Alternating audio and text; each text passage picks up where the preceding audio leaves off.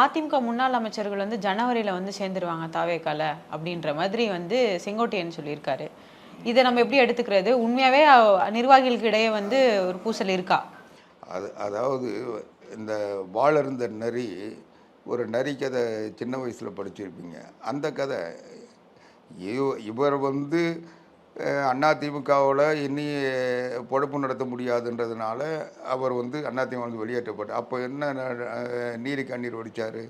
என்னை வந்து நீக்கிட்டாங்க, நான் என்ன இது ஒன்றா நான் கேட்டதுக்காக என்னை வந்து வெளியேற்றிட்டாங்க, நான் வந்து இந்த கட்சிக்கு இவ்வளோ நாள் உழைச்சேன், என்னை வந்து இந்த கட்சி வெளியேற்றிடுச்சுன்னு சொல்லி ஒப்பாரி வச்சார்ல.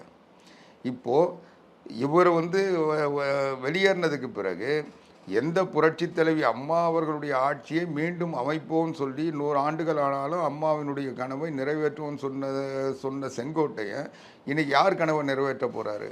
இன்றைக்கி அதிமுக ஆட்சிக்கு வரக்கூடாது, ஆனால் எடப்பாடி பழனிசாமி தலைமை ஏற்றுக்கிட்டால் இவருக்கு வந்து கௌரவ குறைச்சல், இவருடைய மரியாதைக்கு இழுக்கு, இவருடைய சீனியாரிட்டிக்கு பாதிப்புன்னு சொன்னார்ல.